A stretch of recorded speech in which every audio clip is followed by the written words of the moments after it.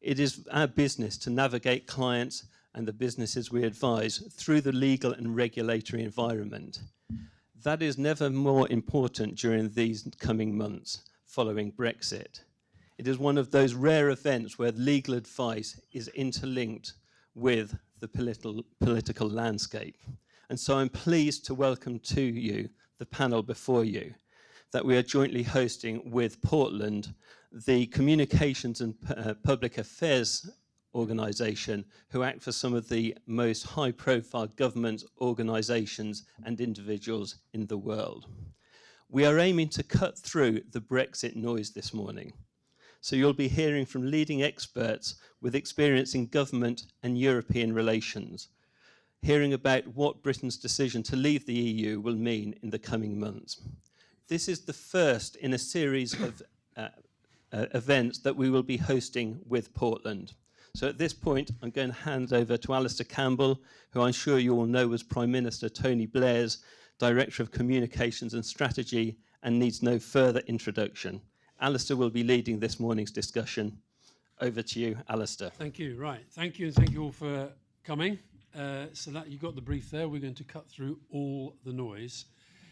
By the end of this session, everybody's going to understand both what has happened and what is going to happen, and how law firms such as Dentons and brilliant communications companies such as Portland can help in that process. We up here, I'll just very, very quickly, I'm Alastair Campbell, as Bradley said. So Stephen Wall is a former colleague of mine in government. He worked for several prime ministers. He was our man at the European Commission and has been involved in Britain's relations with Europe for longer than anybody I know, and knows more about it than anybody that I know. So any of the detail of what's going on now, Stephen will be able to make sense of that. Kitty has been a minister in the Treasury in Gordon Brown's government. More importantly, she was the MP for the town that hosts the greatest football club on the planet, namely Burnley. Radek Sikorski was a Polish minister, defence minister and foreign minister and Speaker of the Parliament. He's also, I think, probably the only person on the panel whose signature is on a historic treaty. I believe it's on the Lisbon Treaty. And he has negotiated some pretty difficult agreements, not least with those kindly, friendly people from Moscow. So between us, hopefully, we'll be able to make some sense of what's going on. And we also do think about what you want to ask, because we want to open this out fairly widely as well. I just want to read very briefly. There's a chap some of you may know called Charles Grant, who's been a Europhile and an expert on European politics for some time. And he wrote a piece yesterday, and I'll just read the first couple of paragraphs and then ask Stephen, I think, to say whether this is a kind of accurate assessment of what is now going on. Negotiations and more negotiations, he says, year after year. That is the main business of Theresa May's government. Britain's exit will require at least 6 interlocking sets of negotiations, and they will take much longer and be far more complicated than most politicians realise. One negotiation will cover Britain's exit from the EU, the second a free trade agreement on future economic ties, the third interim cover for the British economy before the FTA enters into force, the fourth accession to the WTO, the fifth a set of deals to replace the 53 free trade agreements that bind the EU and other countries, and the sixth an agreement on cooperation in foreign, defence and security policies. So Stephen, is that roughly what is going on, and what is the current government capacity to deal with that? It is a pretty good description, in my view. I mean, I watched David Davis's speech in the House of Commons last week. Brexit means Brexit, and as Liam Byrne said, waffle means waffle. But beneath that, first of all, what David Davis was saying was, well, one, Parliament will not get a vote on the triggering of Article 50. Secondly, he implied that Article 50 would be triggered fairly early next year. There was a mood a bit among some of the government officials to suggest postponing the triggering of Article 50 until after the German elections, on the basis why waste one of the 2 years which are allowed under Article 50 for a kind of phony war. But I think the politics both on the continent and in Britain don't allow that. And David Davis also said that basically this is going to be a 2-year negotiation, because an extension beyond 2 years requires the agreement of all the other member states, all 27. And of course, at that point, will you get that agreement? Well, you might get it, but only on the basis that each member state would have a particular demand to make of Britain. So you've got 2 years for the basic negotiation, which does mean that on all the things described in Charles Grant's article, we're going to have the outline of what the future is going to be. But then certainly among officials who are advising the government, the view is that you're going to have quite long transition periods where those things actually take effect. So if you think about a negotiation to join the European Union, you join on day one, but you have a transition period of about 7 years before all the rules come into place. This could well be the reverse of that.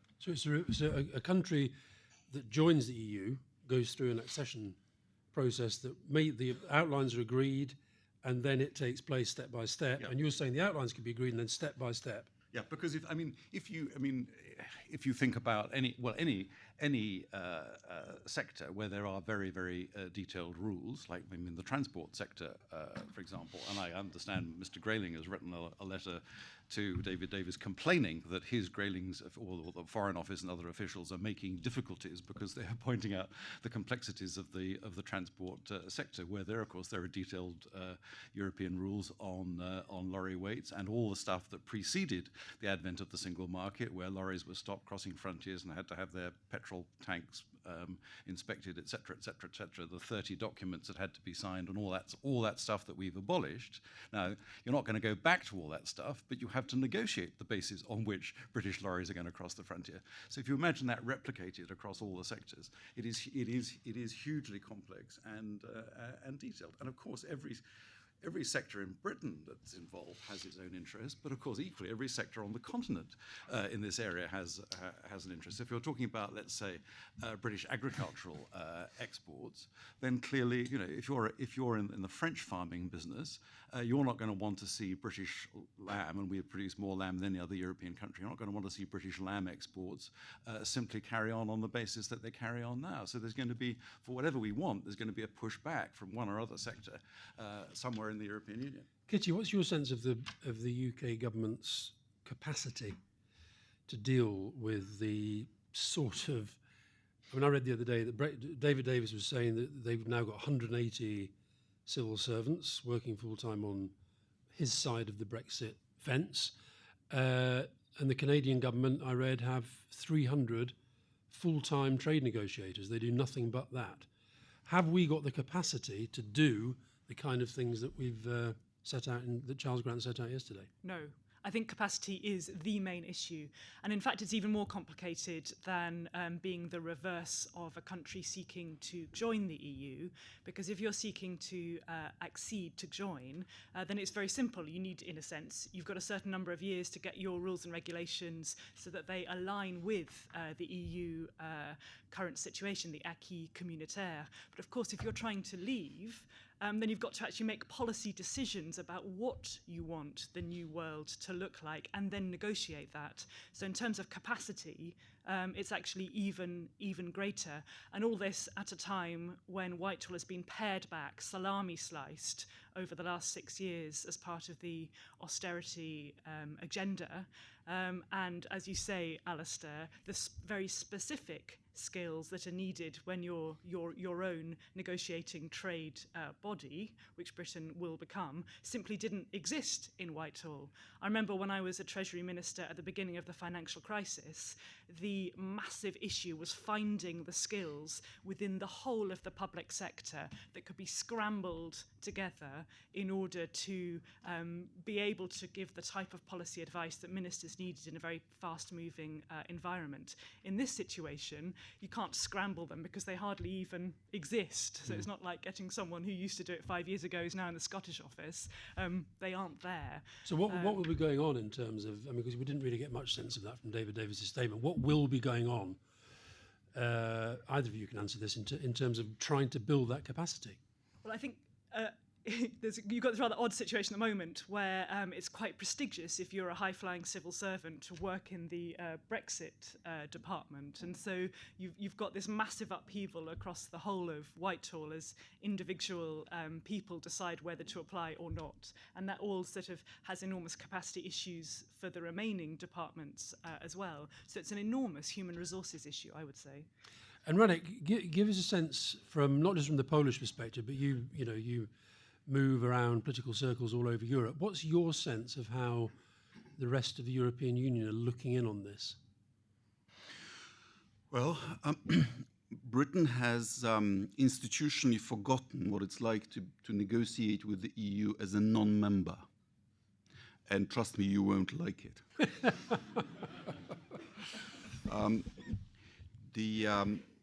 The way it's portrayed in Britain is that it's a divorce between two roughly equal parties. It's not a divorce, it's a resignation.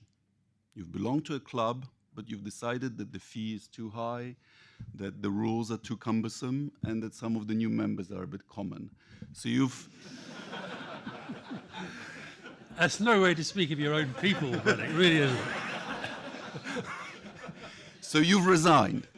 And now you're saying, we've resigned, but we'd quite like to use some of the facilities. And the committee will have a view on this.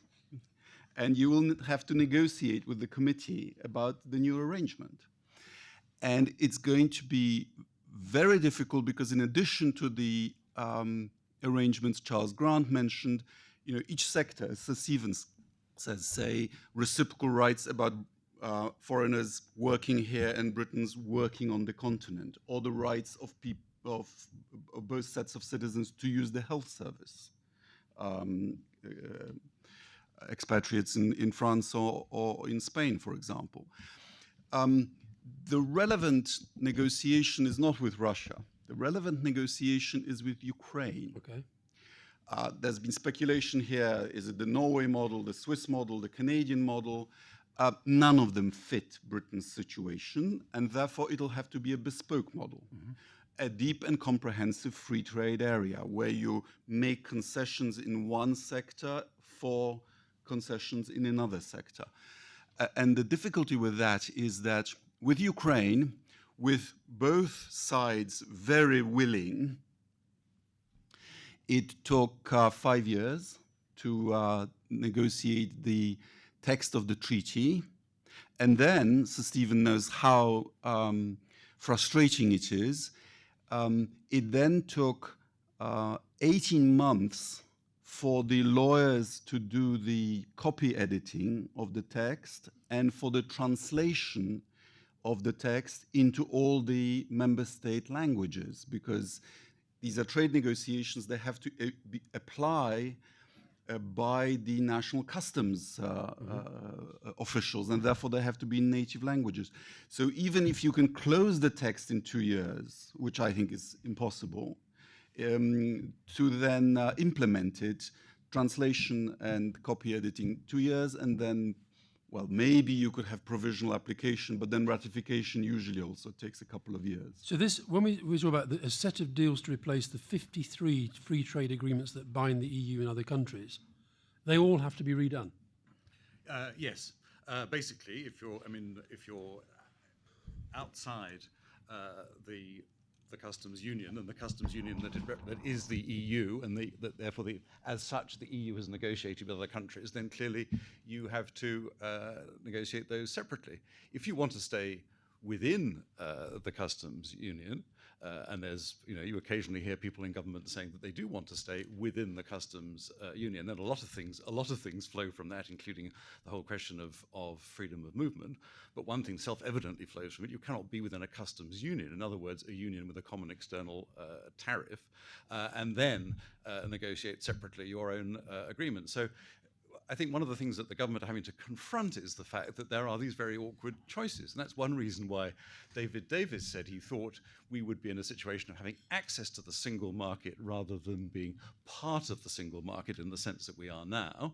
And Theresa May slapped him down because she had said a few days earlier what the British people voted for was some control over migration. So she's clearly hoping that there is a world in which you can sort of have your cake and eat it. How optimistic is that?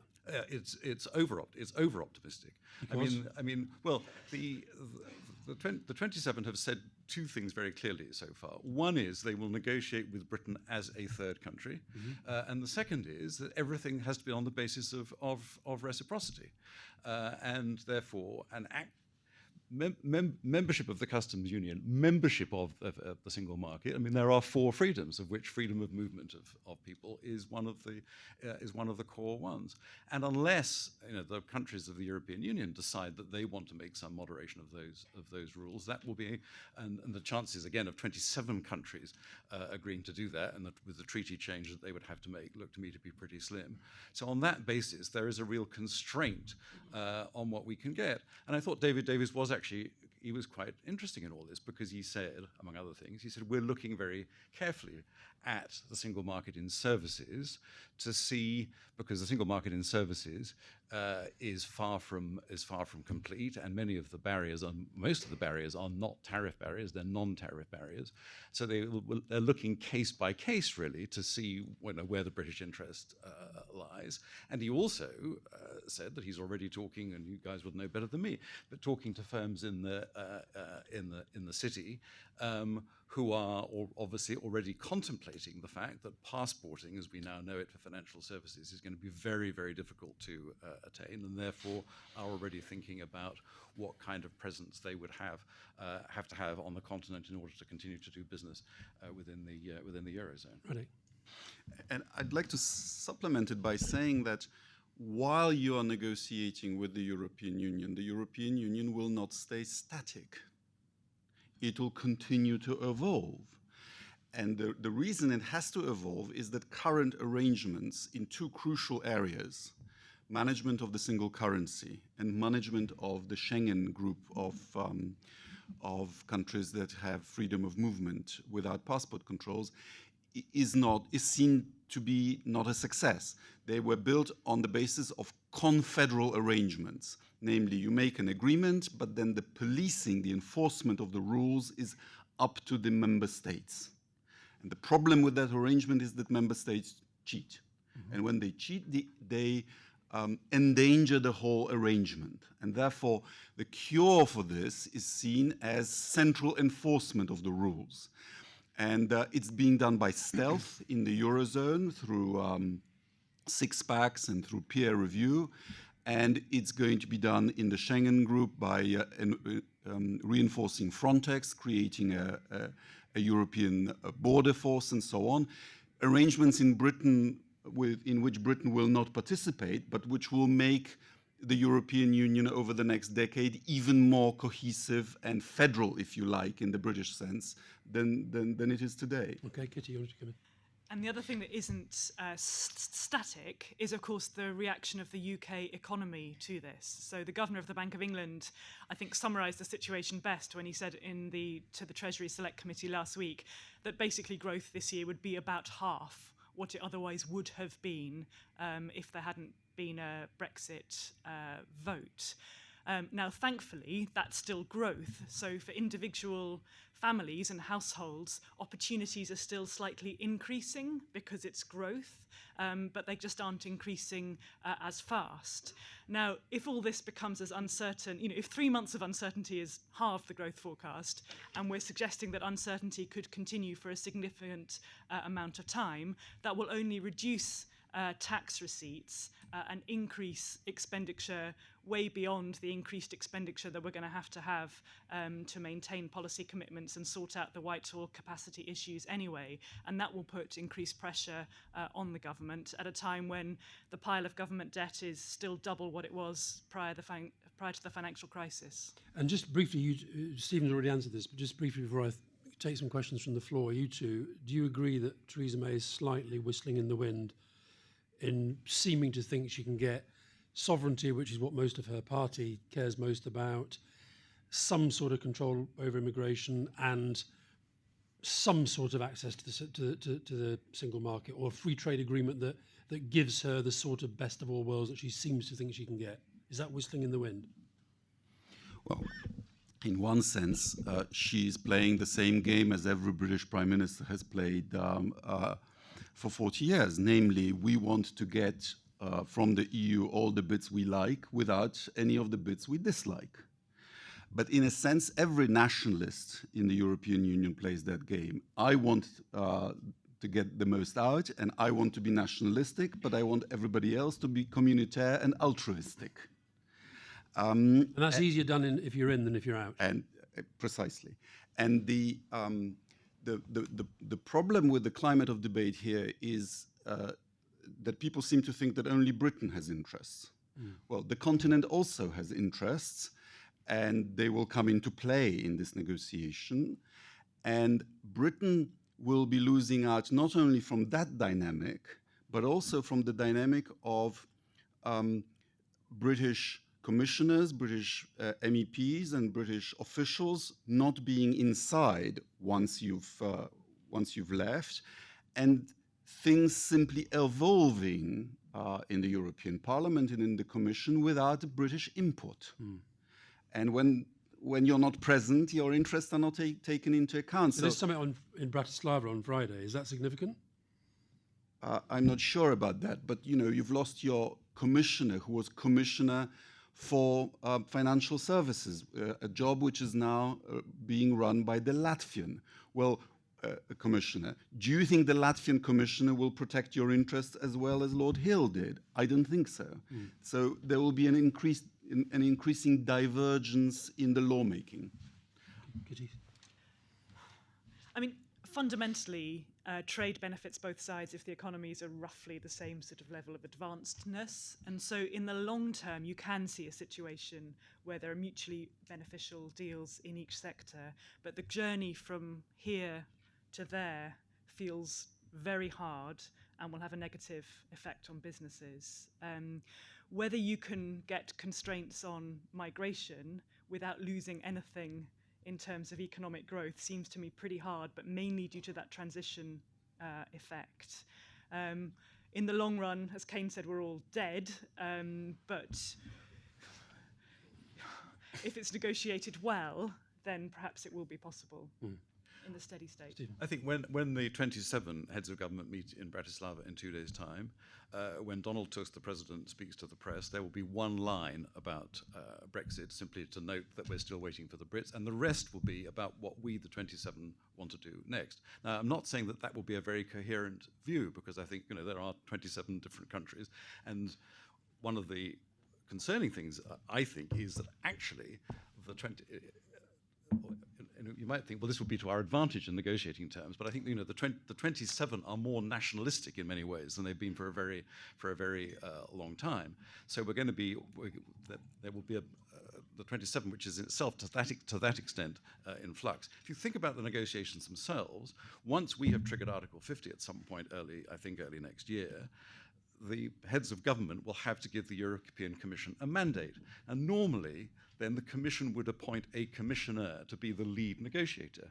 But because the president of the Commission, and in particular Mr. Selmayr, his chef de cabinet, want actually to keep this negotiation out of the hands of the College of Commissioners, they've appointed Michel Barnier, a former commissioner, to do the job. So you've already got a sort of bizarre situation there. You've got the European Parliament, whose lead guy is going to be Guy Verhofstadt, former Belgian Prime Minister, whom Alastair and I know well. The man Tony Blair turned down to be as president of the Commission. The European Parliament are going to be on the case. I'm told that when the European Parliament meets this month, those who are now British MEPs who are rapporteurs or chairs are likely to lose their positions. That's kind of the first thing. When we get at the end of a negotiation, it's very likely that whatever negotiation we end up with will have to be ratified by national parliaments in all the member states. So you've got a situation where at every point there is complexity. And our problem in all this, for all of us, is that we are going to live for years with massive uncertainty. That's our big problem. And how important, within this process, which of the two women in Europe is going to have more influence over the outcome, Merkel or May? Well, Merkel will now be under pressure I think she's peaked in terms of her influence. Well, no, I mean, for you, trade with the continent is about 45% of your trade. For us on the continent, trade with you is about 10% of our trade. Well, no prizes will be given for guessing who has the advantage in this negotiation.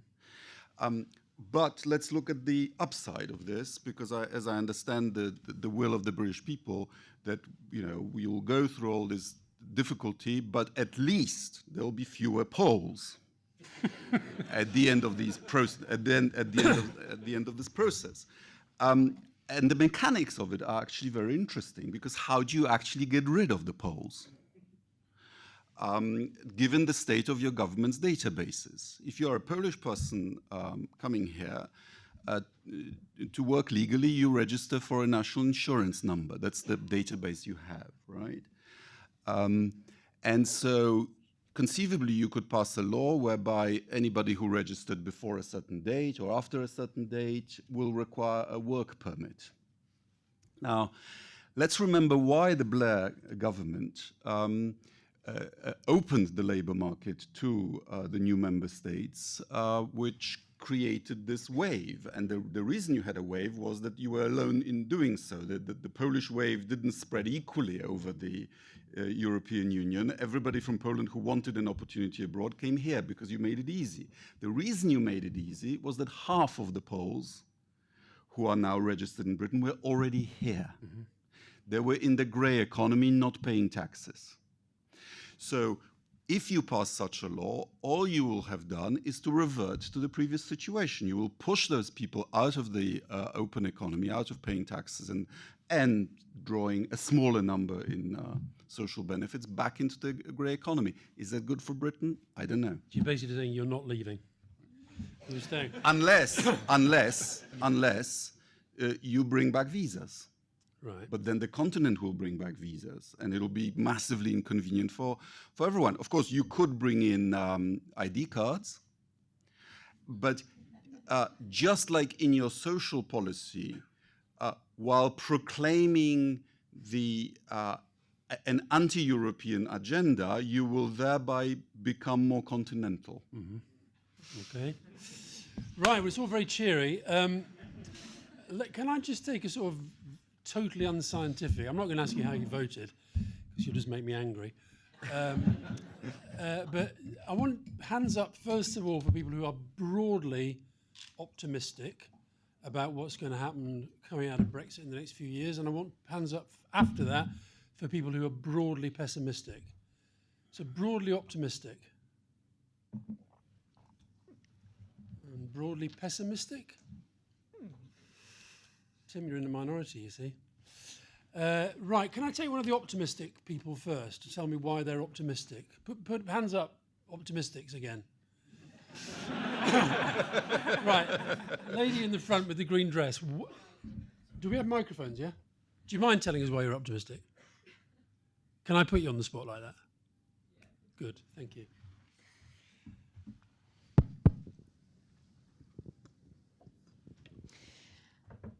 Right. I know it's going to take 4 massive years of uncertainty, so obviously that makes it pessimistic. But I'm still kind of, I'm a foreigner myself, although I have British nationality. I'm still a believer that, the British people, historically have done always very well, right? They somehow manage to get out of messy situations, okay? Somehow. I don't know how, but it does. So I'm very confident that it's going to do the same this time around. And one of the questions I will have, for you guys is, in these negotiations, what are the points of strength of the UK going forward? Because that is important to focus on those. Okay, right. Well, you obviously see our national characteristic as being a big strength. Stephen, what are our strengths going forward? Well, I think the part of our strength is that we are one one of the largest economies in Europe, and therefore we are a market, and a market particularly in goods, which is of big interest to our partners. And certainly, if you're looking at the single market in goods, one can see the basis of a deal. As we all know, in services, and particularly financial services, we have much more to lose, as it were, by loss of access than anybody else. So, to that extent, our partners have less interest in doing a deal with us, and slightly more of an interest, in fact, in squeezing us hard, in the hope that business will go to Frankfurt or Paris or Dublin or wherever it may be. I think if you move from, and I think one of the downsides of our departure will be that those with protectionist tendencies within the European Union will be more prevalent than now, and that would be to our detriment. We continue to have a strength in the foreign policy and the security field. I mean, the French government even now are thinking to themselves, you know, what do we do? Do we go with kind of European, the kind of idea of European defence, or do we go with the Brits? Now, I think rhetorically they will go with European defence, but in practical terms, actually, their principal defence partners now and in the future are going to be us. So I think that the difficulty for us is can we make ourselves look like a sufficiently important global player still that the rest of the European Union has a real interest in doing the kind of business with us that we want. And I think that is going to be difficult, certainly difficult in the short term, not least because on all the issues where we as Europeans have a shared interest, 27 heads of government will be meeting in a room and the British Prime Minister or the British Foreign Secretary simply won't be there. You know, les absents ont toujours tort. Those who are not there are always wrong. Right, can I have an optimist? Pessimist, rather. Come on, yes, sir, over there. If anybody while the other people are speaking, if anybody wants to make a point, just sort of try and catch my eye while I'm wandering my eyes around, okay? Hi, Alastair. How are you? I'm good. Yes, I know you do, because I just gave you the microphone, but anybody else, I mean. Carry on. Did you want me to say why I'm a pessimist on Yes. this subject? Yeah. There's a million reasons, but I'll start with the 2012 analysis that the government did on whether the European Union was meddling in UK affairs, and it was a complete positive message that there was no meddling in UK affairs. Now, the report, which was covering every single area of trade, commerce, jobs, basically was buried, was never really made. And from there on, of course, we had the referendum in 2015. Japan has just made a huge statement, if you want to talk about pessimism, that basically it's invested billions in the UK. And it's basically written 100 items that it wants to keep, which basically is like, do not leave the EU. And that's just one stakeholder, which is a massive nation. So we're going to get more stakeholders coming up before we trigger Article 50. And triggering Article 50, it's almost impossible because nobody knows anything of what it means, because the repercussions start after you start triggering Article 50. So I think the key of the whole situation is basically that we did not crack to create a European identity. And the brand of Europe is very weak. So people do not understand Europe. They see Brussels as a distant body of people that eat babies for breakfast. And I think the key is that when Britain is separating itself from the European Union, is basically sending a message that they don't want to share that identity, which in some form it's federal, as you know. So I think the people in this room, maybe some voted for Brexit, some didn't, but the key is the European identity, which is about solidarity, working together, has not been finalized, and that's created a massive problem for the Union. Of course, we can lose one country, but it's a very important country. It's a country that has, so that was my... Okay, thank you. Yeah, thank you. I'm going to stand up, actually, because I can't see people at the back. I'd really like to hear from anybody who's sort of facing decisions that directly flow from Brexit. Is there anybody here who'd like to sort of share with us consequences of Brexit that you're wrestling with or thinking about? No? There are. I know there are, otherwise you wouldn't be here. Maybe you don't want to tell us. Yes, sir, at the back. Hi there. Yeah, quite a simple consequence, and I mean a negotiation around forming a joint venture with a number of other international companies, some of whom are European. And I'm now finding that those European potential partners are using Brexit as a reason to challenge where to base this joint venture, saying that, well, with the uncertainty around Brexit, maybe basing this cooperation in London is going to be risky, and I think they're just using it as an excuse to try and vote for Paris or And how are you dealing with that? I think we are making the case, and we've probably made the case, that UK law is still the, if you like, premium brand. And it's, even with Brexit, it's going to be the right jurisdiction for any dispute resolution. But you're finding that an easy or difficult argument to make? Harder now, but still, at the moment, UK law is still quite compelling, and I don't see that changing. Well, I hope. I mean, that was going to be a question I had. Do you think that the brand of the UK as a place to base companies and as a jurisdiction in which to operate with sort of commercial confidence is going to be damaged? Kitty, what do you answer that? I think it all depends on how much leadership the government is able to exercise in the next 6 to 9 months. Because the uncertainty is bad enough, but if it can become a list of sort of known unknowns and a roadmap for resolving the issues in a way that demonstrates sort of control of the situation, that is much better for doing business than having this general sense that there could be surprises in the future and that the unknowns remain unknown. So a sense of grasping the situation so that companies like yours, in conversations that you're having, will go, actually, no, you don't need to worry about that risk because we're very clear that this is the situation, we're going to choose A, B or C, they're all fine, we can mitigate that one, so therefore it's no longer a thing. And if the government isn't able to create that business environment, then I think it'll be much harder. And Radek, how much will the continentals, as you call them, be exploiting for their own benefit the sense of uncertainty that now exists within and about the UK? I'm sure they will. They have interests too. And also, let's remember that the issue on the international agenda is international corporations paying their fair share of taxes.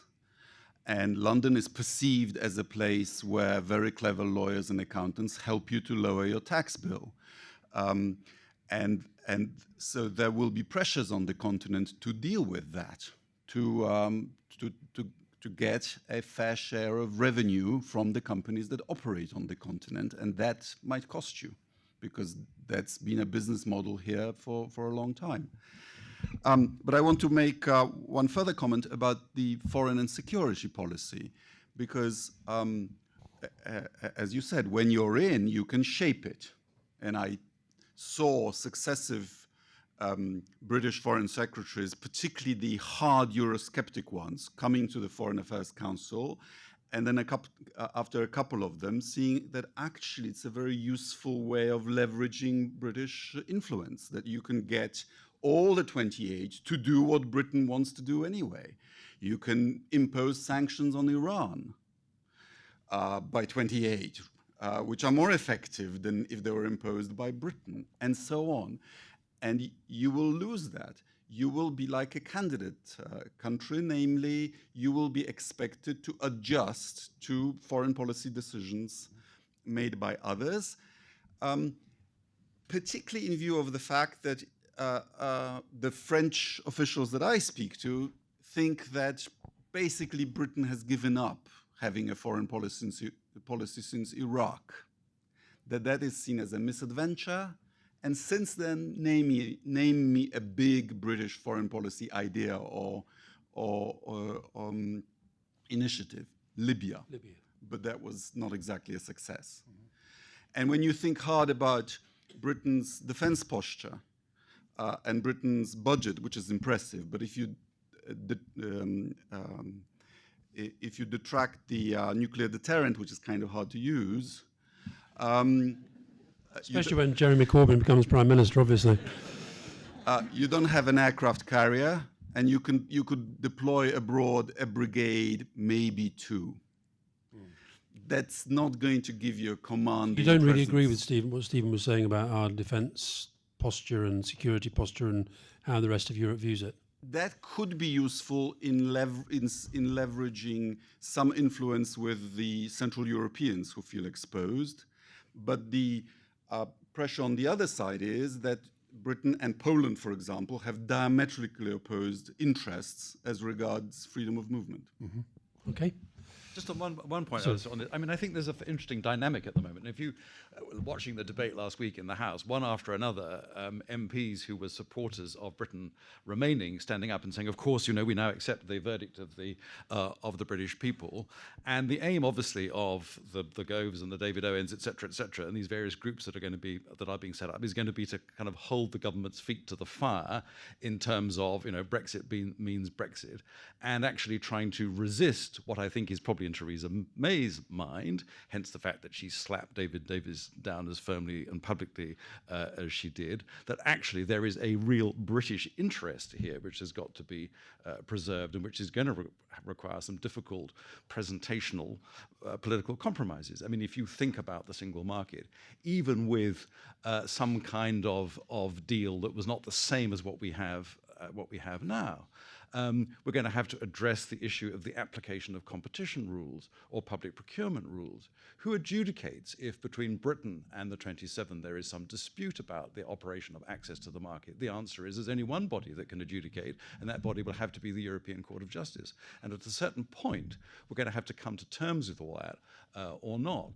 And I think this to me, the next few months, while the government can't be let off the hook. The worst thing that could happen is if they come up with some negotiating strategy that actually is pandering to the Brexiteers and not actually meeting the real interests of the British economy and the financial sector in particular. And so actually, however hard it is, real tough messages to the government about what is necessary in the interest of the various sectors of British industry and therefore the British national interest. I mean, you said very generously, the Brits always, we always come through. I spent the first 15 years of my life as a diplomat apologizing abroad for the fact that we were the sick man of Europe. In the 50s, basically, until Margaret Thatcher, we had an economy that was going downhill. And there's no guarantee that difficult times make you become resurgent. You can easily just muddle along. Gentleman there.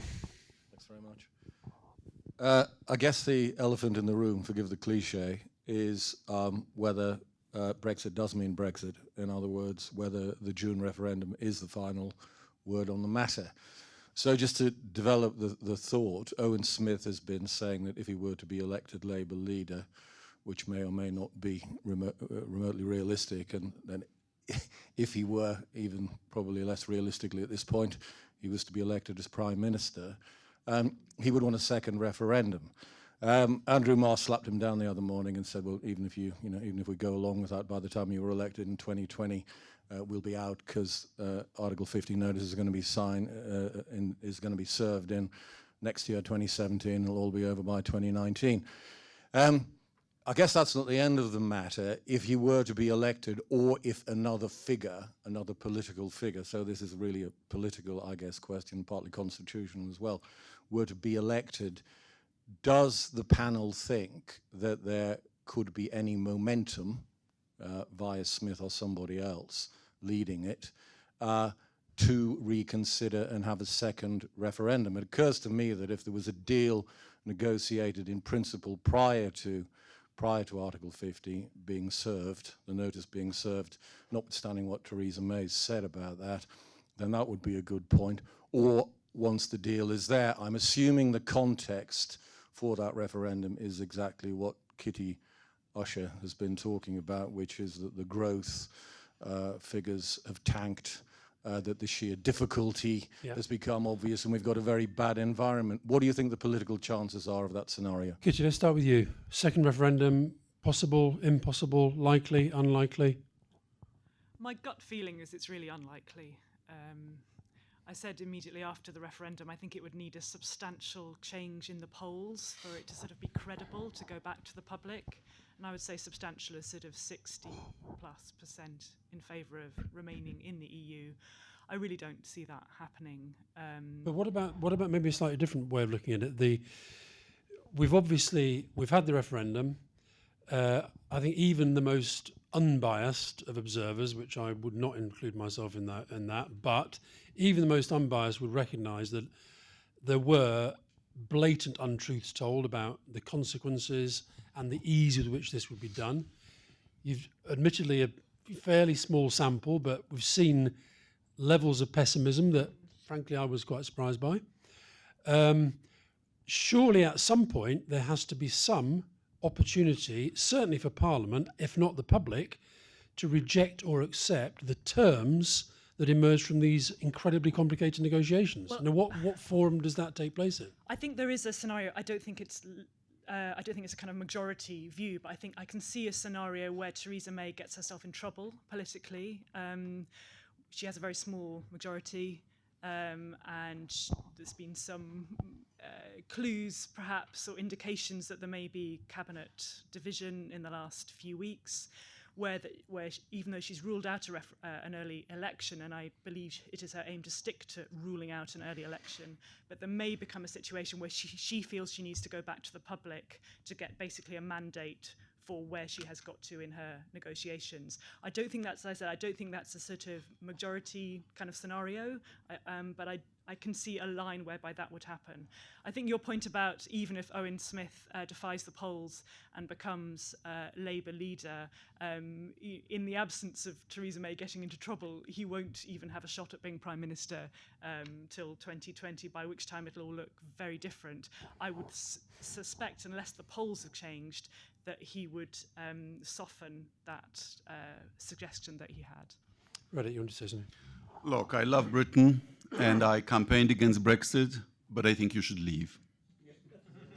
Because if you don't, we would never hear the end of complaints about the will of the British people again being frustrated by those diabolical bureaucrats in Brussels. You should leave, and if you decide that for commercial reasons you need to stay in the single market, then the landing zone should be the European Economic Area. But I think the goal was right. By your vote, you've vindicated him that you've never psychologically felt part of the EU. Next time you pass through Heathrow, just look at the signs. It says flights to the European Union. Not within. Yes, sir. Very good.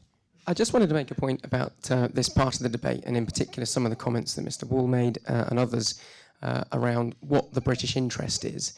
I think a lot of the debate so far, and that probably reflects the feelings of most of the people in this room, is about the economy. So far what we've been talking about is trade. London is a different country, and the people in this room probably have a different view to how most of the other people in this country voted for. From what I've heard, and this is not an indication of how I voted, from what I heard, most of the people who voted for Brexit were really voting on things like immigration, the undemocratic nature of the Commission, sovereignty over our own laws, etc.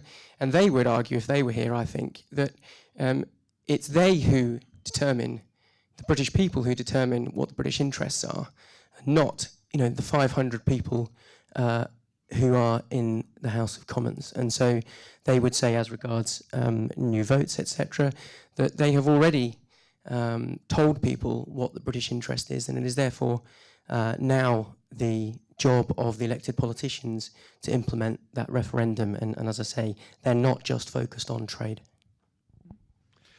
That's a fair point, I think. Yeah, I think, it is absolutely a fair point. And I think your description of how people voted and why is borne out by all the Ashcroft polls, etc., etc., etc. And indeed that dynamic in British politics goes wider than this issue. Hence, what's going on in the Labour Party at the moment. And that's a sort of big issue going much wider than this. But I mean, there has to come a point. And it may be that the politics of it, as you described this do prevail, and the one positive of our leaving might actually be that this 50-year psychosis we've had about Europe would be dispelled by our departure. Strong word there, Stephen. But I think realistic would be dispelled by it. But if we do start to see people beginning to realize the economic impact, I mean, I think one of the interesting things is the extent to which sentiment trumped self-interest in the vote of a number of people. Sunderland is the sort of classic example. And when people actually, if people actually do start to see that there is impact on them and their lives and their livelihood, if that starts to make a change in public opinion. Also, I mean, you've got a large portion of a massive proportion of the under 25s. I went to a comprehensive school in Shropshire the week after the referendum. Shropshire voted 57% for leave. Out of 45 kids in the sixth form, 44 of them, had they had a vote, would have voted to remain. Now, whether that translates into some kind of effective political thing, I don't know. If you get to a point where Brexit is also going to lead to the breakup of the United Kingdom, and that's obviously a very big if, but if it did, then it seems to me that the politics could start to look rather different. Okay, Alastair. Thank you. When I watched the Tour de France earlier in this... Shout out. I noticed that painted on the road was the word Frexit. With the French presidential elections in mind, coming up in May. That was their desire for Chris Froome to leave the race. Yeah, I'm pretty sure if there's one word they wouldn't have been writing on the road, it would have been Froome. It would be Frexit. With the presidential elections heading our way, and what seems to be a rising nationalist sentiment throughout Europe, is Britain's exit from from the EU a one and only event, or is this the start of more to come?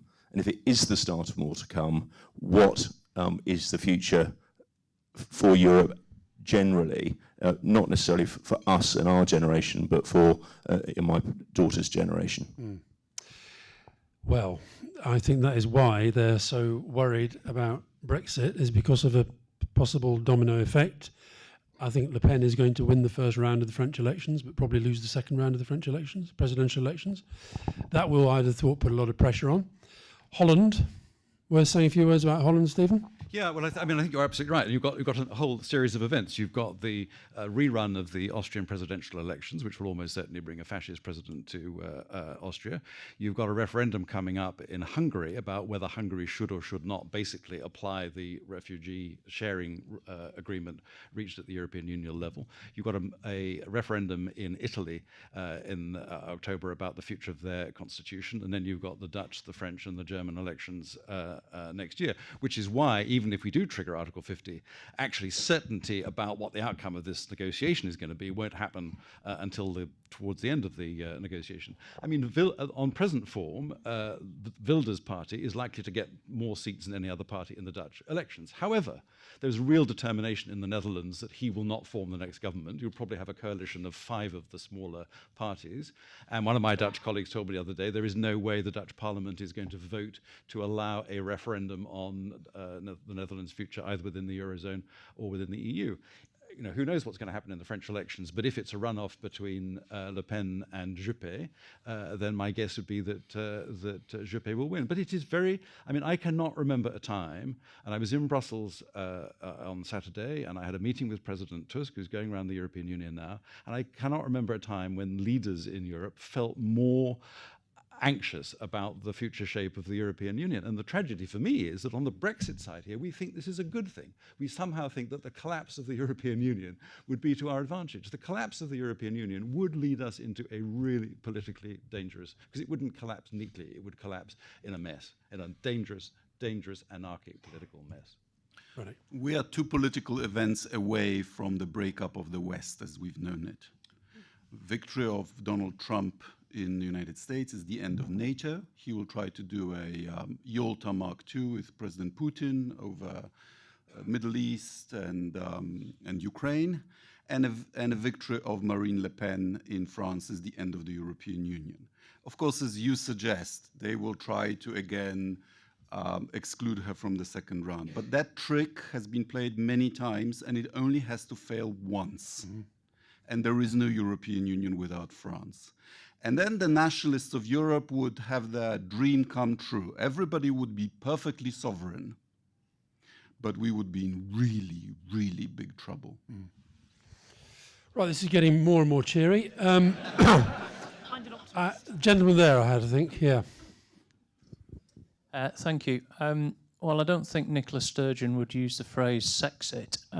I do work in the oil and gas industry, and I'm interested in what the panel thinks will happen with Scotland.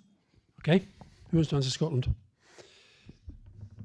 The only thing I think we can say for sure is that she won't have a referendum unless she thinks she can win it, a second referendum. And she clearly doesn't think she could win it right now. I think that's the only thing I can say. Well, for sure. there's a poll in the Herald today. I think it's the second. There's been quite a sustained run of polls since the referendum, suggesting that support for independence is pretty static. I think they thought there would be a bit of a surge for it after the referendum. Doesn't seem to have happened. I think it could happen if the sort of thing that we've been talking about gives them an elevated sense that they are going to be considerably damaged by something over which they feel they're having absolutely no control, and which they feel not only is there no plan B, there doesn't appear to be a plan A either, and they do have, I mean, to be fair to Sturgeon and to the Lib Dems, they've got a very clear line. Sturgeon's line is Scotland voted to stay in, therefore my responsibility is to try to keep Scotland in the European Union. And the Lib Dems, I think quite cleverly, have to give themselves real definition of basically taking the Owen Smith line that, you know, we will fight to get back in. I think Scotland's still very, very volatile. And I think you're right to raise it, because I think that will become, even though I think the law is probably not on her side and constitution is not on her side, I think the politics could shift over the next couple of years. I thought she was very astute to just say immediately it's back on the table, and I think it may remain on the table for some time. I think she knows she's one of, you know, she's a very successful political leader, but I think she knows if she lost 2 tilts at referendum independence, then she's, you know, she'll be doing a David Cameron. Yeah. Thank you. On the previous point regarding the danger of European Union collapsing, do you see the scenario where negotiations of Brexit evolve in renegotiations of the Treaty of Rome?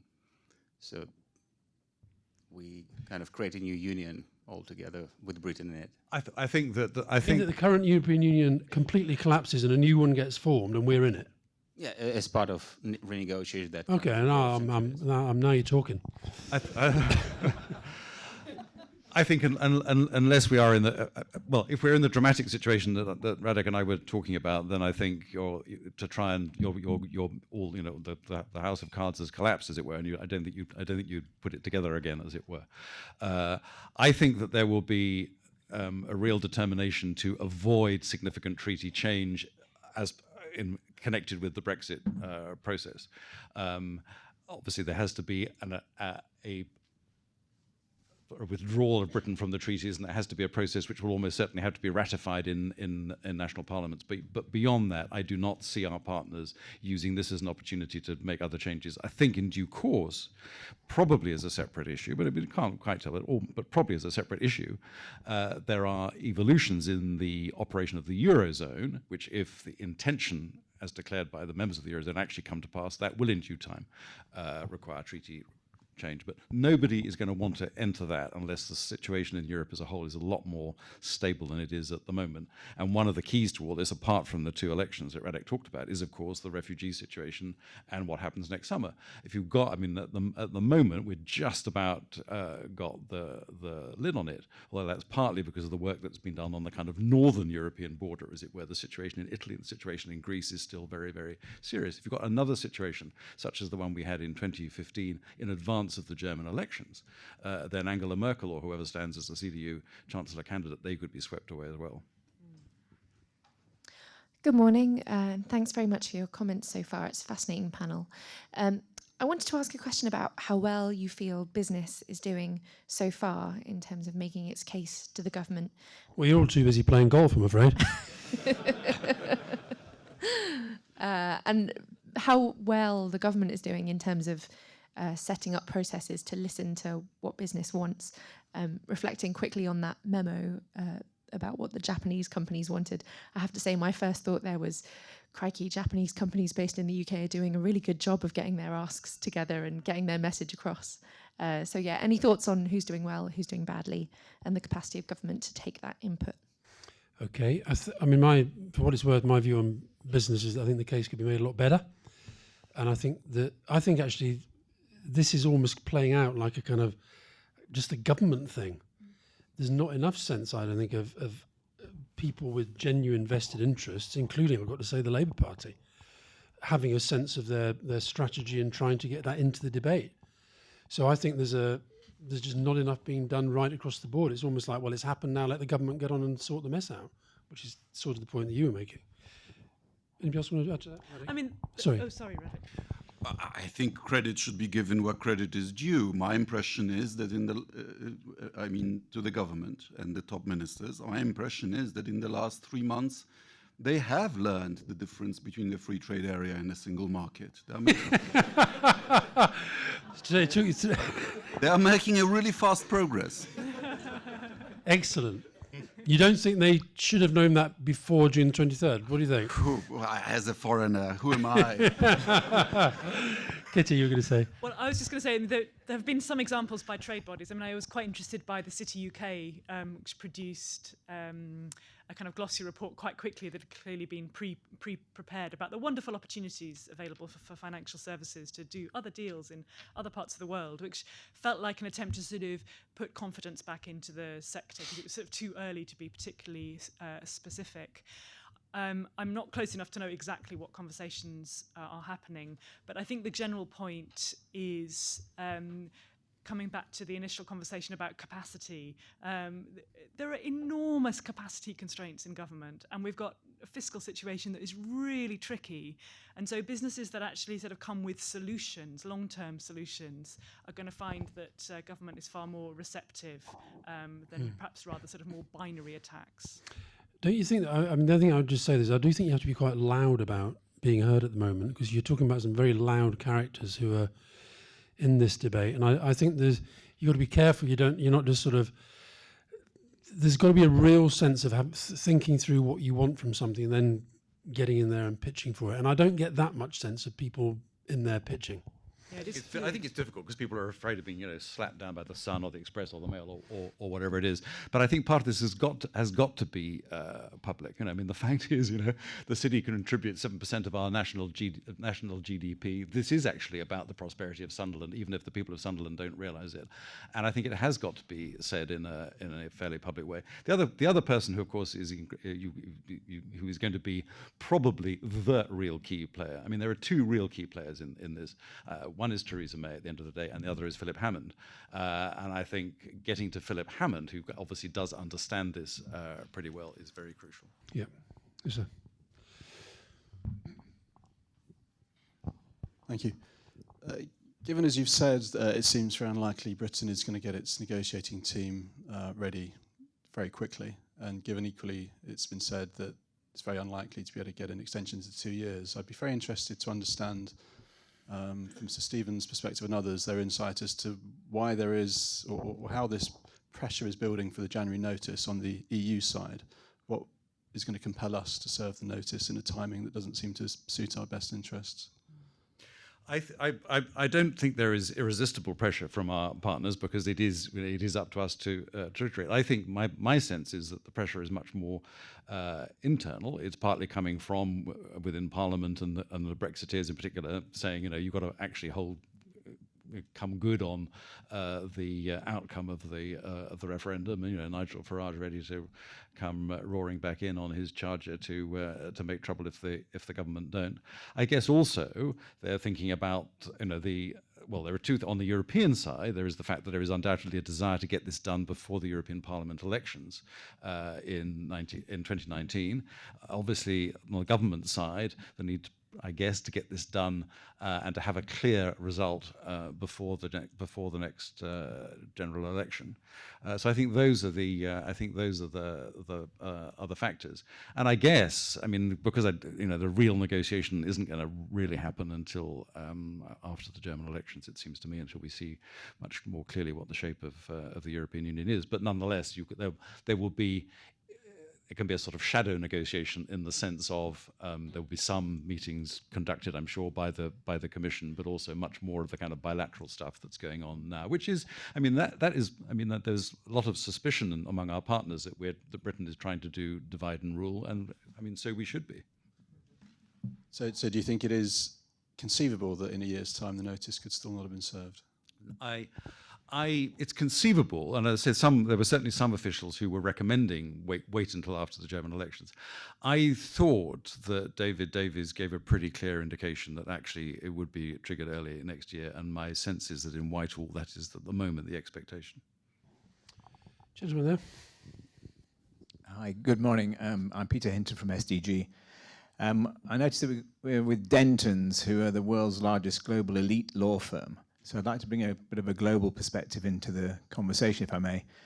I'm involved in investing in Africa and private equity and impact investing in particular.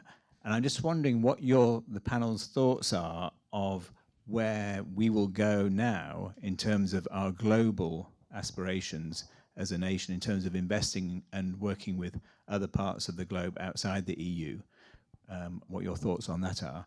And the second question I've got is, the EU is still quite in a fragile state, and I'd like to know whether you think in a year from now the EU will be as it is today. Do you want to take the first one, Stephen? I think Kitty's more better equipped than I am. I mean, I think you're asking us to guess whether the current government has a geostrategic post-Brexit approach, and they haven't found the Brexit approach yet. So, Kitty, what do you think?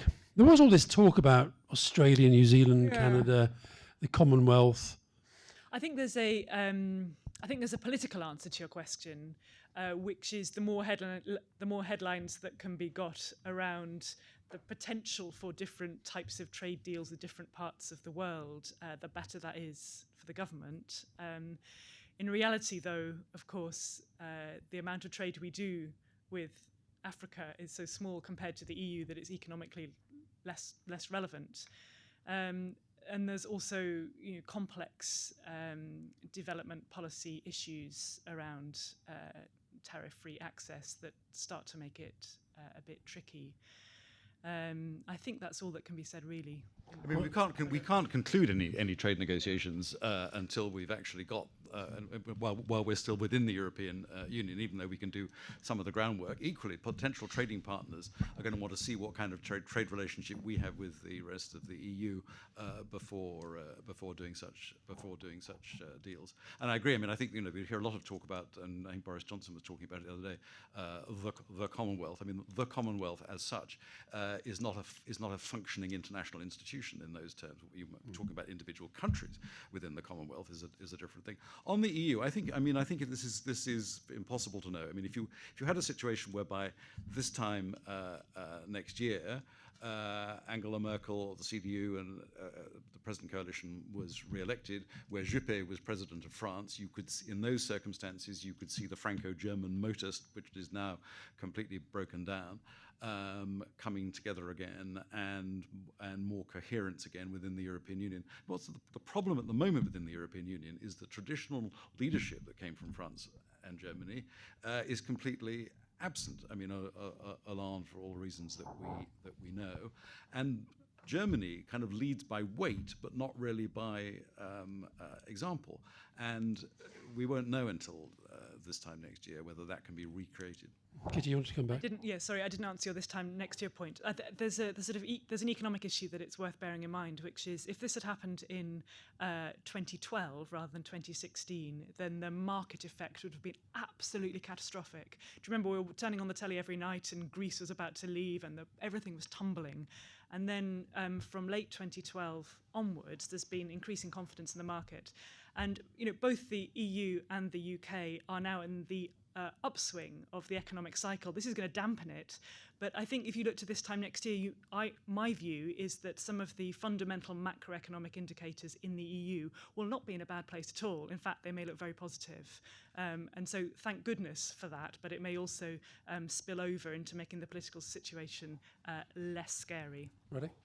I think if you want to look for the relative effects, you just look at the effect that Brexit has had on the pound and on the euro, and you have the comparison. But one of the most puzzling parts of the Brexit agenda for me was this promise that if somehow Britain gets unshackled from the yoke of Brussels, it will then finally achieve trading success with China or with India.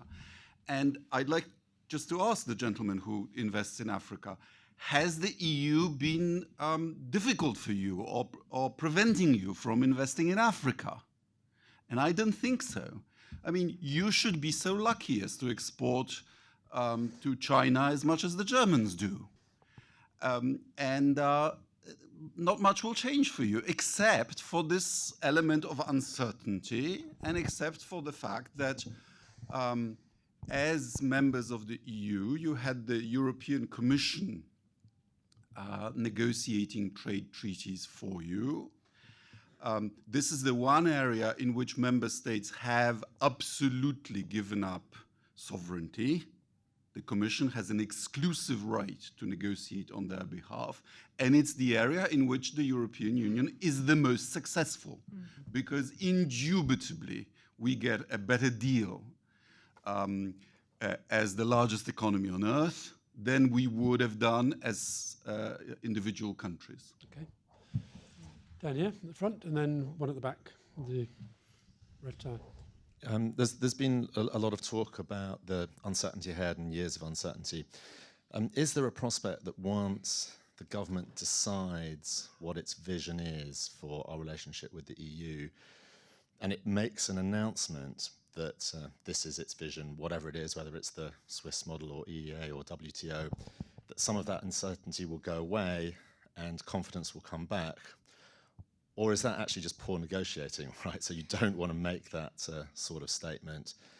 And then sort of related to that, is the EEA, I mean, Radek, you said none of the current models work actually, but then you mentioned maybe the EEA could be a fallback. Is the EEA a potential fallback even for a interim short-term period of time?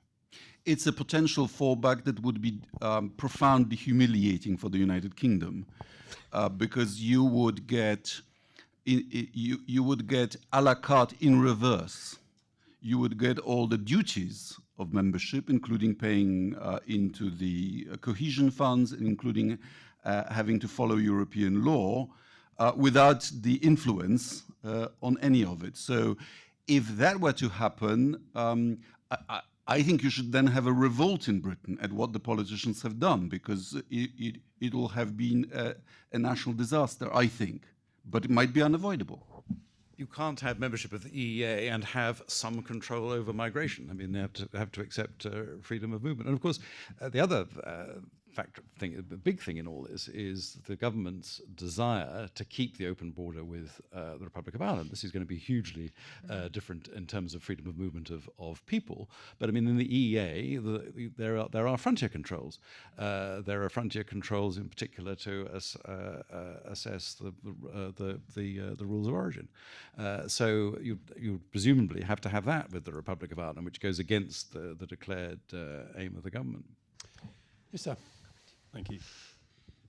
So just picking up on the theme that you started with, I'm deeply pessimistic about what would happen if we actually went through with a Brexit.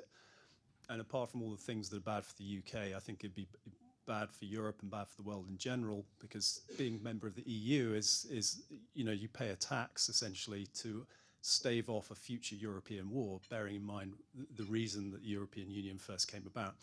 So I'm deeply pessimistic, but on the other hand, I'm quite optimistic we're not actually going to get there. And there are several reasons for that, and I'd be really grateful for the panel's views on these. So the first reason is that despite what the government's been saying, I think it's probably in their best interest to put invoking Article 50 to a parliamentary vote, and that's for tactical reasons. If they do it, they get to essentially turn around to everyone who voted for Brexit and say, well, we put it to Parliament, they turned us down. If they don't do it, there's a whole suite of legislation which they'll need to pass, having given the Article 50 notification. And if they don't have support from a majority of Parliament, they're going to find it really difficult to implement all the things that follow. So I think from a tactical perspective, Theresa May can buy herself a completely fresh sheet, as it were, by getting an Article 50 vote and either getting Parliament behind her or getting them to say that's not what Parliament thinks would be best. You don't think we'd have a revolt of a different kind? Well, I think we basically in uncharted territory at that point, and we'd have to see what would happen. But I think tactically, from Theresa May's point of view, it's a good position. It's a better position to get into than where she is now. So I'd be really grateful for the panel's thoughts on that. And very quickly, the other 2 points are shifting to the right in European politics. How realistic is it that although current European politicians won't countenance controls on immigration, a future wave of European politicians would agree to that, which would allow Britain to stay in Europe with some level of immigration controls? And lastly, the 2020 general elections just around the corner, really, in many ways. The governments don't have a great track record of delivering things on time and on budget, and with something this complex. I mean, I don't think they've got everyone in this room has probably managed a very complex project for their company. This is probably as complicated as it gets. Trying to make serious headway before the 2020 general election, I think, is completely unrealistic. Okay. And therefore, I'm quite optimistic. Sorry, I've talked for a long time. I'm quite optimistic that we're actually not going to get there, but I'd be very grateful for your thoughts. Okay. You're optimistic in a pessimistic kind of way. I would love to think you're right about Article 50. I think the government have been so clear on this, and although David Davis got some kickback in Parliament last week, he came back pretty effectively, I thought, to the opposition, saying basically you voted for the referendum bill, and the referendum bill basically said that the British people will decide, and the British people have decided, and therefore that is the mandate to trigger Article 50. So I think that they will. I don't think they'll, unless they're really, really push, and I can't quite see it go back on that. When we start the negotiations, they will be very tough. Our best friends, the Dutch, the Swedes, the Danes, have every interest in terms of their national politics, i.e. demonstrating that populism doesn't pay, in being extremely tough on us, and that will be until the elections in the Netherlands and so on are out of the way. That will be the case. Thereafter, there's a French economist called Monsieur Pisani-Ferry who's put forward a proposal for a kind of partnership arrangement that would allow Britain to have some control over migration in terms of work permits. In other words, he's making the argument, which is a valid argument, that a single market depends upon freedom of movement for people coming to work. It doesn't depend on freedom of movement in the kind of absolute sense. So 70% of people who come from the EU now to work in Britain have jobs to come to. Right, we'll take one very, very quick final question. And can somebody give me a nice general wrap-up question, or do I have to think of it myself, to allow the panel to say briefly their closing comments? Can we have an optimist? Any optimist who wants to say? Actually, show of hands first. Or you're an optimist? Yeah, I've got an optimist down here. This guy here. Can I just have a quick show of hands? Are people, regardless of whether you're optimistic or pessimistic, are you more or less optimistic as a result of what you've heard today? More pessimistic? Raise your hands. Oh dear. More optimistic? The pessimists have it by a considerable whack. Yes, sir. Brief question, brief closing comments. So for me, the nub of the debate this morning has been around what business can do in terms of working with government. My own view is there's going to be a sort of pragmatic, business-driven solution here, which will be resolved at the 2020 election, not through a vote on Article 50, but at the time of the election, there will be a proposition going back to the British people about what is practically achievable. And I think what Stephen just said in terms of freedom of movement sounds to me very feasible. So I'm very interested to know further about what you think business can and should do now to really influence government. And I think the Japanese was very clear-sighted. It was a very reasonable proposition. And what is government going to do to act on what the Japanese said and what the financial services industry in London is going to be saying and the business community?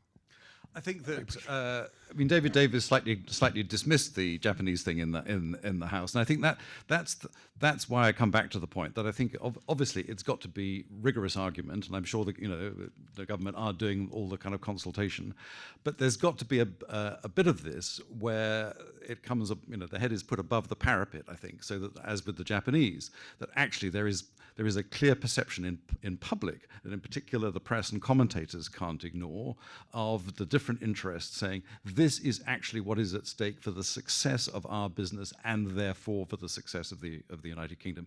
Otherwise, this kind of myth that somehow we can have our cake and eat it and everything will be fantastic. The government will hide behind that if they can. Kitty? I think we shouldn't forget in this conversation what the European treaties say about timing. So if we invoke Article 50 early next year, and early is always a bit of a sort of kind of negotiable term in Whitehall anyway, but it then says there's a 2-year deadline, so that takes us well before 2020, takes us to 2019. So I think the question is more about how much can actually be agreed in that negotiation, because of course you could always agree to carry on talking after the 2 years, and it may be that the minutiae takes longer. I don't think it's politically possible to avoid curbs on freedom of movement. I don't think it's politically possible, actually, Stephen, to have any contribution to the EU budget, given the terms of the debate on the referendum. So I think it's going to be sector by sector. We'll have no influence, but in some sectors, possibly in financial services, there'll be sort of debate about the equivalence definition under MiFID and so on. So, possibly London can still get passporting, but will simply be regulatory takers in terms of what's going on in the EU. Radek, final few words. The relationship between Britain and Europe is not going to end. You're just going to move from the outer rim of the inner circle to the inner rim of the outer circle. And we will negotiate on the terms of that. I think it would be good for Britain to join countries perhaps such as Turkey and Ukraine to be in a really close, intimate relationship with the European Union. But I think the whole thing is a tragedy. It's a tragedy that it's only now that the British people are being informed how the European Union actually works and how much Britain's economy's success is bound up with that. And so we are now seeing the result of 30 years of miseducation of the British people by a nationalist press. And I agree with you, Alastair, that the best thing that business can do is to articulate really strongly what it needs in the future relationship. There you go, and we're all here to help.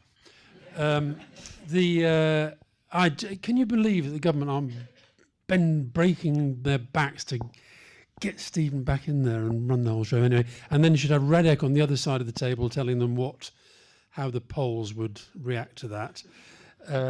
Radek, thank you. Kitty, thanks very much indeed. We haven't, alas, had time to talk about the Labour Party's role in this, but we've run out of time. And so, Stephen, thanks very much indeed. Thanks to all of you for coming. I hope you found it interesting, helpful even, if the show of hands would suggest a tad depressing. Thanks very much indeed.